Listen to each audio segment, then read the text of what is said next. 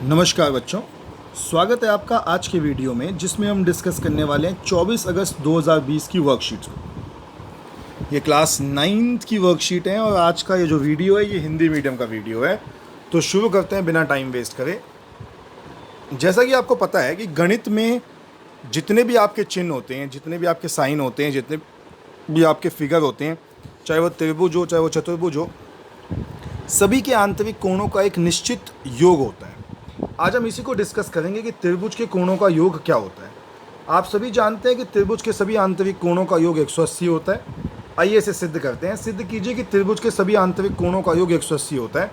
दिया है आकृति 1 में, देखिए PQR एक त्रिभुज है, एंगल 1, एंगल 2, एंगल 3 इस त्रिभुज के आंतरिक कोण है और 1, 2, 3 का योग 180 आपको ये सिद्ध करना है। तो सिद्ध कैसे करेंगे? इस P के ऊपर एक सीधी लाइन खींच देंगे। अब अगर आपने मेरे पिछले वीडियो देखे हो तो मैंने आपको बताया था कि एकांतर कोण उन कोणों को कहते हैं जो जेड बनाते हैं। अब देखिए ये जेड बन रहा है, तो ये 4 कोण और कोण 2 बराबर होंगे। ऐसे ही एक उल्टा जेड यहाँ बन रहा है,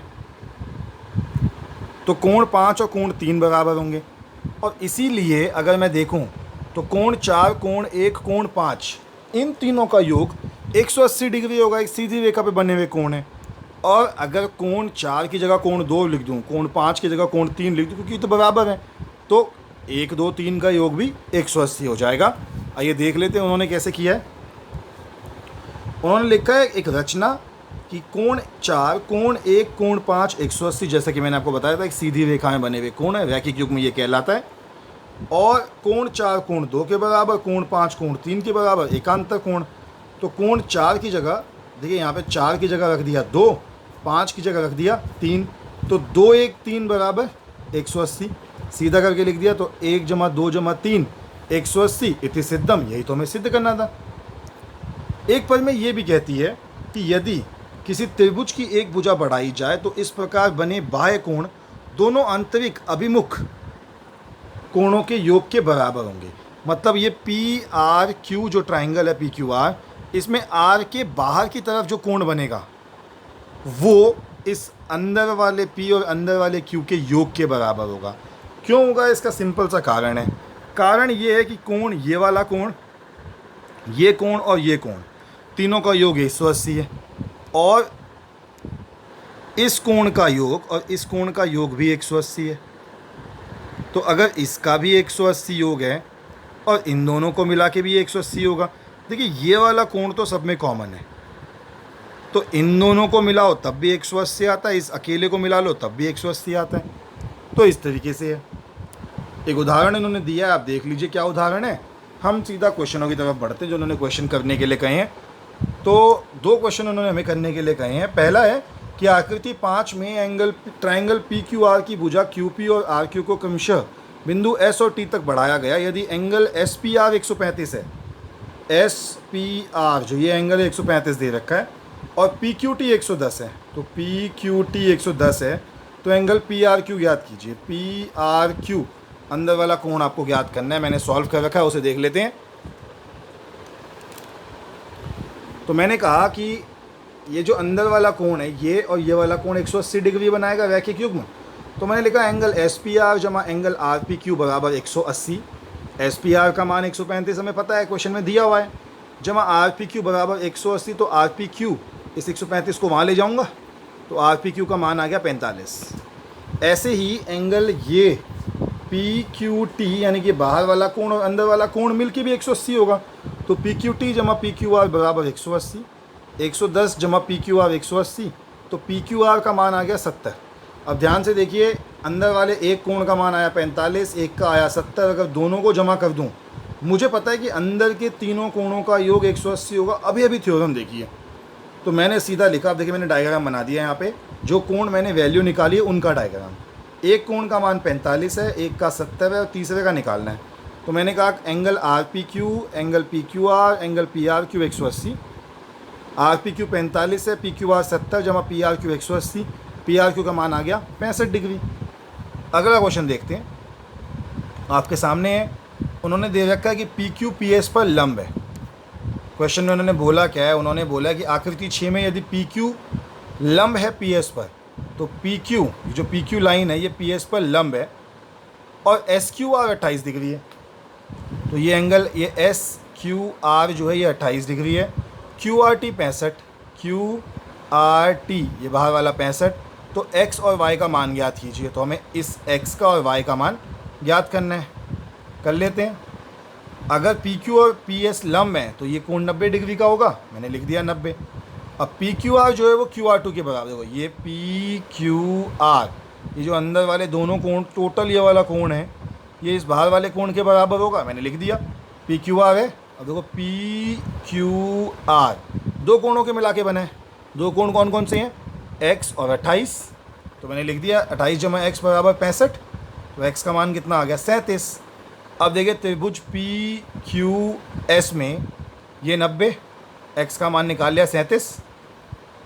एंगल p जमा x जमा y 180। क्यों? त्रिभुज के तीनों कोणों का योग।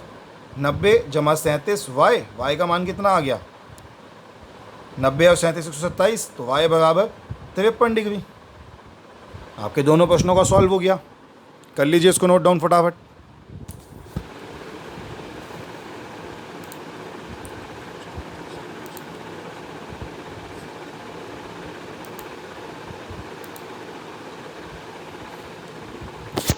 चलिए बच्चों, मैं उम्मीद करता हूँ आपने नोट डाउन कर लिया होगा। अब साइंस देखते हैं, आज की साइंस की वीडियो में क्या आया है।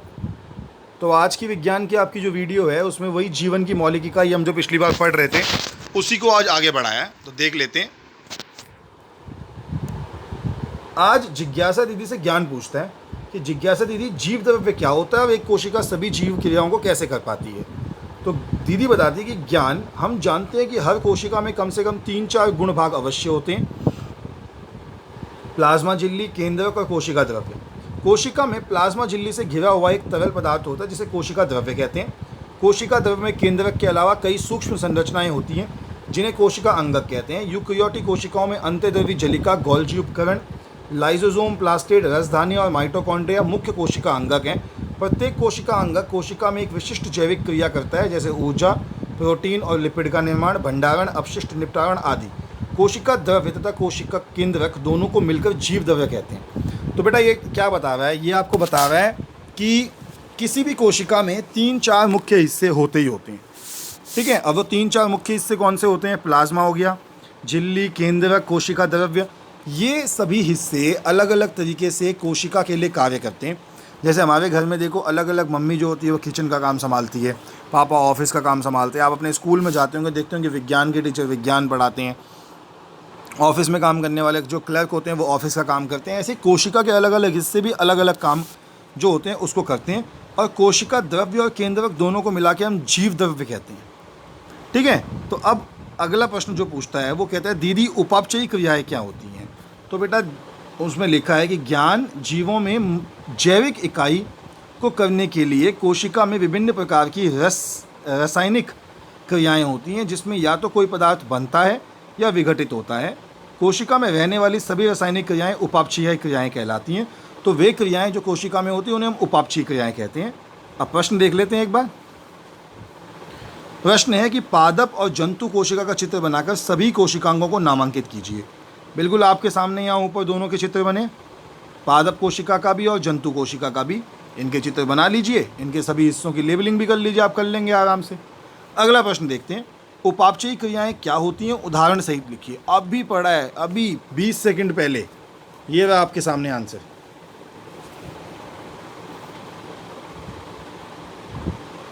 जीवों में जैविक क्रियाओं को करने के लिए कोशिका में विभिन्न प्रकार की रासायनिक क्रियाएं होती हैं, जिनमें या तो कोई पदार्थ बनता है या विघटित होता है।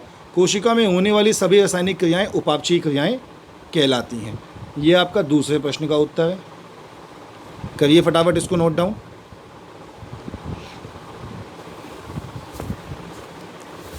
चलिए आपने नोट डाउन कर लिया होगा। तीसरे प्रश्न की तरफ बढ़ते हैं।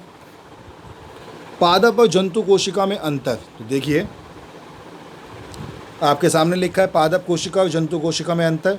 पादप कोशिका में भित्ति पाई जाती है, जंतु कोशिका में भित्ति नहीं पाई जाती। पादप कोशिका में हरित लवक पाए जाते हैं, जंतु कोशिका में हरित लवक नहीं पाए जाते। पादप कोशिका में सेंट्रोजोम अनुपस्थित होते हैं, जंतु कोशिका में सेंट्रोजोम उपस्थित होते हैं। पादप कोशिका की व्यक्तिकाएँ बड़ी संख्या में कम होती हैं या व्यक्तिकाएँ छोटी होती हैं और संख्या में अधिक होती हैं। केंद्रक परिधि की ओर होता है अधिकांश जंतुओं में। केंद्रक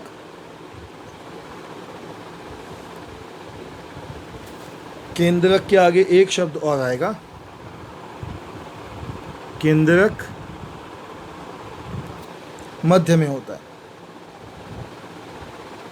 उसके बाद है चौथा प्रश्न था कि कोशिका द्रव्य क्या होता है, तो लिख दिया कि कोशिका के मध्य में कोशिका द्रव्य होता है। सभी कोशिका की महत्वपूर्ण क्रियाएं, ये क्रिया से हो गया, क्रियाएं इसी में होती हैं। तो बेटा आपका आज का हमारे को मुझे लगता है कि ये वाली वर्कशीट भी हमारी पूरी हो गई है, साइंस की, विज्ञान की भी। कर लीजिए अपने इन दोनों आंसर को नोट डाउन, फिर हिंदी की तरफ बढ़ते हैं, तीसरी वर्कशीट की तरफ।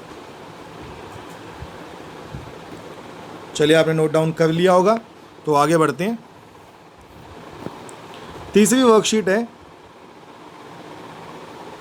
हिंदी की। हिंदी की वर्कशीट गद्यांश को पढ़कर पूछे गए प्रश्नों का उत्तर दें। मिथकों की दुनिया में इस सवाल का जवाब तलाश करने से पहले एक नज़र कमज़ोर काया वाले उस व्यक्ति पर डाली जाए जिसे हम सलीम अली के नाम से जानते हैं। तो बेटा हमने पिछली क्लास में सलीम अली के बारे में पढ़ा था, जो इस सदी के बहुत बड़े बर्ड वॉचर थे, पक्षी वैज्ञानिक थे, जिन्होंने पक्षियों के बारे में बहुत रिसर्च करी, बहुत खोज करी।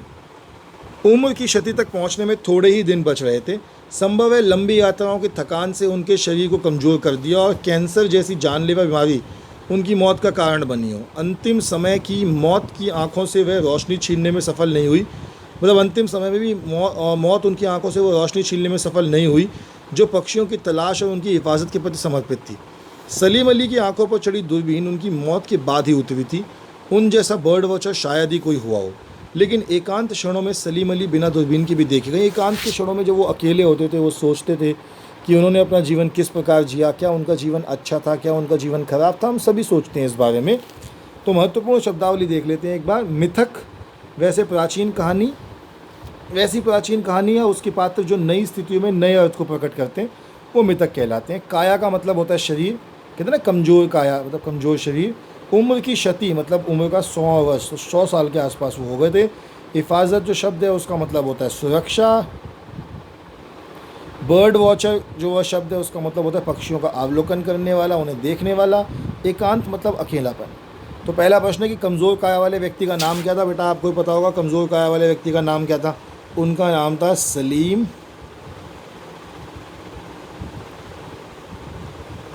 अली। अगला प्रश्न है कि लेखक ने सलीम अली की मृत्यु के किन कारणों की चर्चा की। तो 2 कारण लिखे थे बेटा मुख्य। लंबी यात्राओं से होने वाली थकान, बहुत लंबी लंबी यात्रा वो करते थे, जंगलों में जाते थे पक्षियों को देखने के लिए। और दूसरा था कैंसर, बुढ़ापे में उनको कैंसर भी हो गया था। तो कैंसर तो वैसे ही बहुत जानलेवा बीमारी है। कर लीजिए दोस्तों दोनों प्रश्नों को नोट डाउन। फिर तीसरा प्रश्न देखते हैं।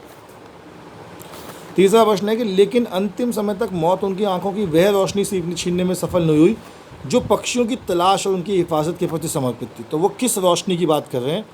तो बेटा वो उस रोशनी की बात कर रहे हैं, वो रोशनी जो पक्षियों की तलाश और हिफाजत के लिए समर्पित थी, जो पक्षियों के आसपास रहने से उनको खुशी मिलती थी, उनकी आंखों में जो चमक आती थी, उस आंखों की चमक को वो मौत भी नहीं छीन पाई। वो चमक आखिरी दिनों तक बिल्कुल वैसे की वैसे ही थी। आप कुछ और पंक्तियाँ भी अपने हिसाब से जोड़ सकते हैं। आपने चैप्टर पढ़ा है, आज भी गद्यांश पढ़ा है, अपने विचार व्यक्त कीजिए और इस आंसर को जितना चाहें उतना बड़ा कर लीजिए। आगे है गद्यांश में आए विशेषण शब्दों को छांटकर उनके भेदों को लिखिए। तो लंबी जो विशेषण है बेटा, लंबी यात्रा जो है उसके लिए लंबा उदाहरण यूज़ किया है, वो विशेषण यूज़ किया। जानलेवा बीमारी, तो बीमारी कैसी है, जानलेवा है। और काया कमज़ोर जो शरीर है वो कैसा हो गया, कमज़ोर हो गया। तो ये 3 उदाहरण में 3 विशेषण लिखे, कर लीजिए उनको नोट डाउन। चलिए आगे बढ़ते हैं। आपने नोट डाउन कर ही लिया होगा सारे आंसर्स को, वरना पॉज करके आप कर लेंगे। अगला प्रश्न है कि क्या आपने भी मोबाइल, टीवी आदि से दूर रहकर एकांत के क्षणों को महसूस किया है। क्या आप एकांत में क्या महसूस करते हैं, अपने विचार लिखिए। तो बेटा आप देखेंगे एकांत क्या है। एकांत आनंद है जो मुझे इन दिनों लगता है। यह अकेलेपन का एक उच्च और रचनात्मक रूप है। वस्तुतः सॉलिट्यूड एकांत का अंग्रेजी शब्द है। अकेले होने का प्रतिनिधित्व करता है, जो कि अलगाव के विपरीत खुद के द्वारा धोखा दिया जा रहा है, लेकिन अकेला नहीं है। लेकिन यह खुद के साथ है, क्योंकि एकांत हमारी खुद की आंतरिक भावनाओं और इच्छाओं को समझने की एक प्रक्रिया है। यह हमारे अपने चरित्र को समझने में मदद करता है। यह हमें तरोताज़ा कर अवसाद के लिए एक मारक के रूप में काम करता है। तो बच्चों ये आखिरी प्रश्न था। मैंने इसमें अपने विचार लिखे हैं क्योंकि इसमें अपने विचार पूछे थे। आप इसमें अपने विचार लिखिए कि आप एकांत के बारे में क्या सोचते हैं, आपको एकांत अच्छा लगता है, आपको एकांत खराब लगता है।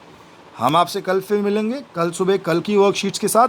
तब तक के लिए स्टे हेल्दी, स्टे सेफ। और हाँ, नीचे डिस्क्रिप्शन बॉक्स में मैंने एक चैनल का लिंक डाला है, जाकर उसके वीडियोस को चेक करो और देखो कि वो जो 2 बच्चे हैं वो किस तरीके से मस्ती कर रहे हैं।